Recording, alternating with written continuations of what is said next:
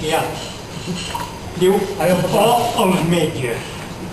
Diu, no trobant-me pas com cal, per simpatia del fetge, vaig consultar un bon metge cercant remei pel mal. El metge era d'Altafama.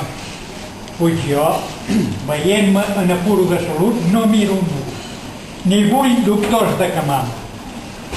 Llarga cua fa demanda a cal metge amb sa dolència. Prenc seient i prenc paciència esperant la meva tanda. Allí, a la sala d'espera, vaig assabentar-me bé que uns patien del pedrer, uns altres de la pedrera, també de la posta al pit, de la viga de l'esquena, en fi, mals de tota mena, mals que donen molt neguit. Després d'una hora passada esperant el gran doctor per consultar el meu dolor, ja trobo franca l'entrada. Em diu el doctor: vostè, que el meu diagnòstic reclama, quin mal té? De què s'exclama?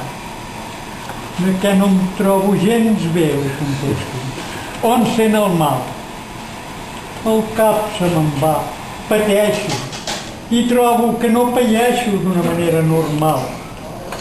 A veure, em colpeja el pit, m'examina les parpelles, la llengua, el nas, les orelles, i per fi diu decidit: ja està vist, ja ho tinc entès.